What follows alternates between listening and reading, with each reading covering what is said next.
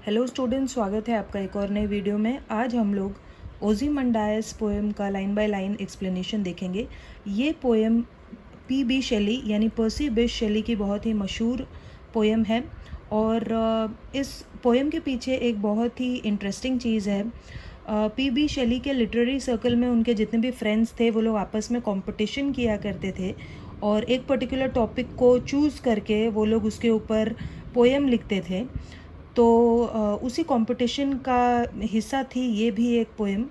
और basically ओज़िमंडायस Egyptian फ़ारो रामसीस II का नाम है और उनकी जो रामसीस II की जो मूर्ति थी उस मूर्ति को लेकर शेली ने और उनके फ्रेंड होरेस स्मिथ ने पोएम लिखी थी। और सबसे ज़्यादा इंटरेस्टिंग चीज़ ये है कि होरेस स्मिथ ने भी ओज़िमंडायस नाम से ही पोएम लिखी है। तो दोनों पोएट्स पी.बी. शेली और होरेस स्मिथ की जो पोएम्स हैं वो ओज़िमंडायस नाम से ही है। तो सबसे पहले चलिए हम लोग इसका इंट्रोडक्शन देख लेते हैं कि इस पोएम में क्या बताया गया है और उसके बाद हम लोग उस पोएम को स्टार्ट करेंगे। सो ओज़िमंडायस पहली बात तो एक सोनेट है, 14 लाइन्स की पोएम है जिसमें ऑक्टेट और सेस्टेट होता है। ऑक्टेव 8 लाइन्स और sestet 6 lines by the English romantic poet Percy Bysshe Shelley. तो पी.बी. शेली की ये पोएम है। It was first published in the 11 January 1818 issue of the examiner of London. तो एग्जामिनर में 11 जनवरी 1818 के इशू में ये सबसे पहली बार प्रिंट हुई थी, छपी थी।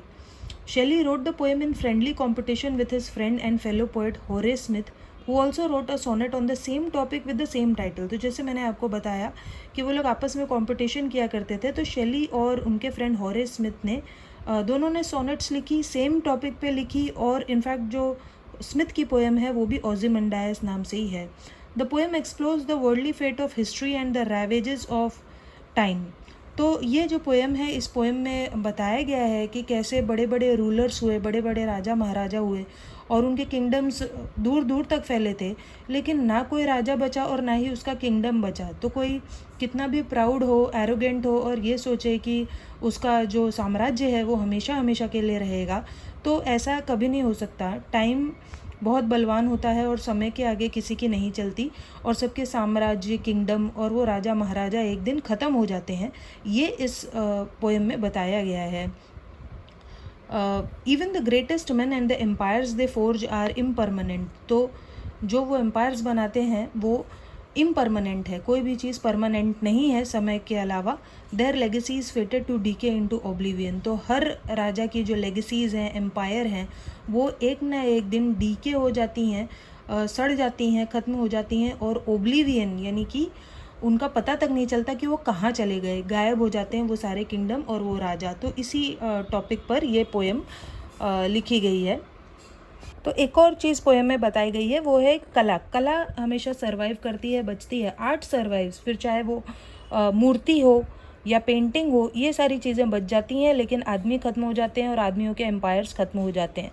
तो चलिए अब हम लोग पोएम को स्टार्ट करते हैं और देखते हैं कि पोएम में क्या बताया है। I met a traveller from an antique land. तो जो पोएट हैं वो खुद ही नरेट कर रहे हैं पोएम को और बता रहे हैं कि उनको एक ट्रैवलर मिला जो कि एक बहुत ही पुरानी जगह से आया था, एंटीक ओल्ड लैंड से आया था। तो यहाँ पर इजिप्ट का जिक्र किया गया है कि वो जो ट्रैवलर था वो इजिप्ट से आया था। हु सेड, वो उसने बताया, ट्रैवलर ने नरेटर को यानी पोएट को बताया, two vast and trunkless legs of stone stand in the desert. क्या बताया कि उसने रेगिस्तान में, डेजर्ट में देखा है कि दो बड़े बड़े पैर खड़े हैं लेकिन उनके ऊपर ट्रंक नहीं है, ऊपर का जो धड़ है और सर है वो गायब है, सिर्फ पैर खड़े हैं डेजर्ट में। Near them on the sand half संग अ शैटर्ड विसाज लाइज। और उन्हीं के पास रेत में, सैंड में, हाफ संग, रेत में आधा रेत में घुसा हुआ एक विसाज यानी कि एक चेहरा है जो कि आधा रेत से बाहर है और आधा रेत में दब गया है। whose frown and wrinkled lip and sneer of cold command। तो वो जो चेहरा है जो आधा रेत में दबा हुआ है, उसके चेहरे पर क्या है, देखो एक फ्राउन है। तो फ्राउन क्या मतलब होता है फ्राउन का? फ्राउन यानी a proud look, expression of arrogance यानी जो बहुत ही घमंडी इंसान रहा हो, जो अपने ऊपर वाले होठ को ऐसे चढ़ा के रखता था, ऐसा उसके चेहरे पर एक्सप्रेशन है। फ्राउन है, रिंकल लिप है, जैसे कि मैंने आपको बताया उसने अपने ऊपर के होठ को ऐसे चढ़ा कर रखा है। एंड स्नियर, और उसके चेहरे पर एक इविल स्माइल है। स्नियर का मतलब एकदम इविल तरीके से एरोगेंटली और घमंड में स्माइल करना। ऑफ कोल्ड कमांड, और उस चेहरे को देखकर ऐसा लगता है जैसे कि वो जो आदमी था, वो जो राजा था, उसे कोल्ड कमांड्स यानी कि बहुत ही नफ़रत भरे कमांड्स देने की आदत थी, और जैसा जो उसकी मर्जी होती, जैसा उसे लगता वैसे कमांड्स वो दिया करता था। Tell that it sculptor well those passions read which yet survive. तो ये सारे एक्सप्रेशंस जो है उस मूर्तिकार ने बनाए हैं, स्कल्प्टर ने बनाए हैं। जिन स्कल्प्टर ने उस मूर्ति को बनाया था वो शायद बहुत अच्छी तरीके से उस राजा को जानते थे, और इसी वजह से ये सारे एक्सप्रेशंस को बहुत अच्छे से वो उस चेहरे में बना पाए, उस मूर्ति के चेहरे में बना पाए।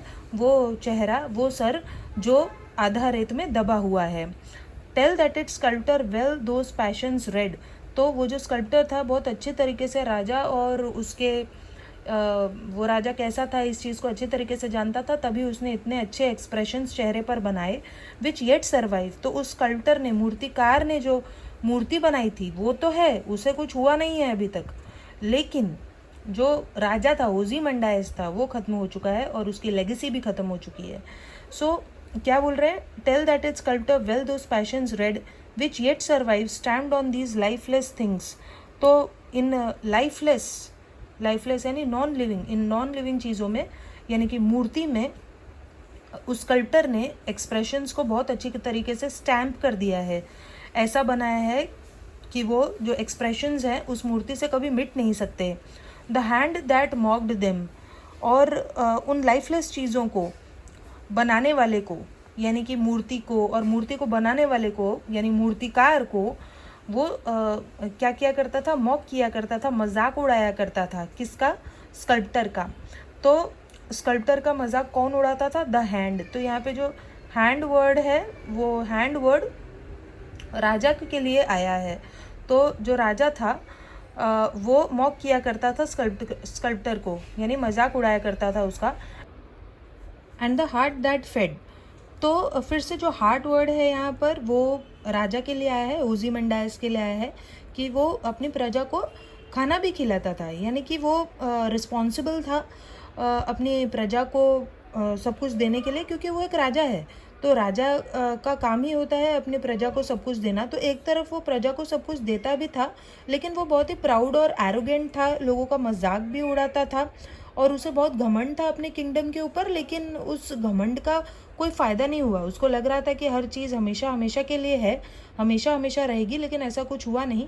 राजा भी ख़त्म हो गया और उसकी पूरी डायनेस्टी और लेगेसी भी ख़त्म हो गई।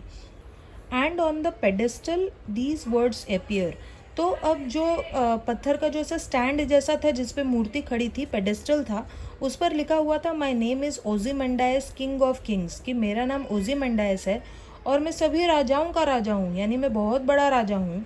लुक ऑन माई वर्क्स ये माइटी एंड डिस्पेयर, तो वो कहता है राजा कि मेरे कामों को देखो कि मेरे काम कितने बड़े बड़े हैं। ये माइटी, माइटी यानी बड़े काम, एंड डिस्पेयर, लेकिन मेरे कामों की कॉपी मत करना, नकल मत करना, क्योंकि तुम कभी भी मेरे जैसे काम नहीं कर पाओगे।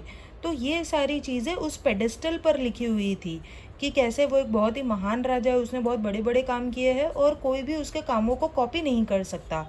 नथिंग बिसाइड रिमेन्स, लेकिन अब कुछ भी नहीं बाकी। उसने ये सारी चीज़ें अपनी मूर्ति के नीचे ज़रूर लिखवा दी थी कि मैं बहुत महान राजा हूँ, मेरे काम बहुत महान हैं और मेरा साम्राज्य हमेशा हमेशा के लिए रहेगा, लेकिन ऐसा कुछ भी नहीं हुआ। नथिंग बिसाइड रिमेन्स, कुछ भी बाकी नहीं है। ना तो वो राजा है, ना ही उसकी प्रजा है, और ना ही उसका साम्राज्य है।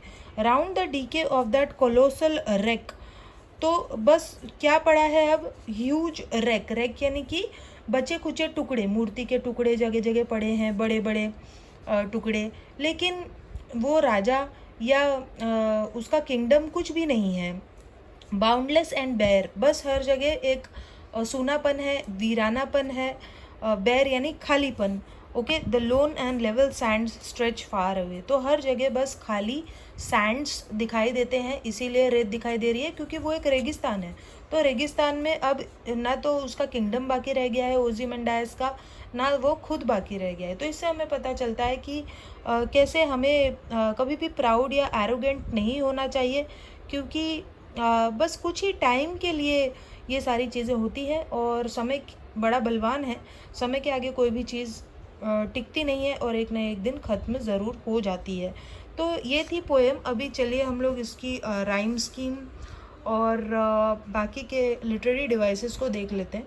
तो अगर हम राइम स्कीम की बात करें तो जो ऑक्टेव है यानी फर्स्ट 8 लाइंस है, उनकी जो राइम स्कीम है वो ABA है। आप देख सकते हैं यहाँ पे जो लास्ट वर्ड्स हैं उनके हिसाब से आप समझ सकते हैं इसका जो राइम स्कीम है। और उसी तरीके से जो सेस्टेट है यानी कि जो नेक्स्ट 6 लाइंस है उसको सेस्टेट कहते हैं एक सोनेट में। तो उसका जो राइम स्कीम है वो EDEFEF है। नेक्स्ट हम लिटरेरी डिवाइसेस देखते हैं। तो आप देख सकते हैं कि थ्रू आउट द पोएम बहुत सारी जगहों पर एलिट्रेशन का यूज़ किया गया है, जैसे एन, एंटिक। तो ए जो साउंड है ए का वो रिपीट हो रहा है, ये एक एलिट्रेशन है। उसी तरीके से कोल्ड कमांड में क का जो साउंड है वो रिपीट हो रहा है, तो ये एलिट्रेशन है। संक अ शैटर्ड, एस जो स का साउंड है वो रिपीट हो रहा है। लोन लेवल, फिर से ल का जो साउंड है वो रिपीट हो रहा है। तो ये एलिट्रेशन बहुत जगह पर यूज़ किया गया है। उसी तरीके से यहाँ पे हम देख सकते हैं हैंड और हार्ट। तो ये पार्ट्स हैं, बॉडी के पार्ट्स हैं, लेकिन वो सिर्फ पार्ट की बात नहीं कर रहे हैं पोएट पूरे उस इंसान के बारे में यानी ओzymandias के बारे में बात कर रहे हैं। तो जब एक पार्ट सिग्निफाई करता है पूरे बॉडी को, तो ऐसे फिगर ऑफ स्पीच को हम लोग कहते हैं सिनेक्डो। तो ये एक सिनेक्डो है। और फिर यहाँ पर हम देख सकते हैं ये जो 2 लाइन्स है वो आयरनी है। लुक ऑन माई वर्क्स, ये mighty and despair, nothing beside remains. तो एक तरफ लिखा हुआ है कि भाई मेरे कामों को देखो ये वो, लेकिन अब कुछ भी नहीं बचा है। तो ये एक आयरॉनिकल बात है जहाँ पर वो कह रहा था, किंग लिखवा रहा था अपनी मूर्ति के नीचे कि भाई सब कुछ हमेशा हमेशा के लिए रहेगा और मैं बड़ा ही महान राजा हूँ, मेरे काम महान है, लेकिन अब कुछ बाकी नहीं है। तो ये दो एक कॉन्ट्रास्टिंग चीज़ हो गई और आयरॉनिकल चीज़ हो गई, और इसीलिए यहाँ पे जो लिटरेरी डिवाइस यूज़ किया है वो है एक आयरनी।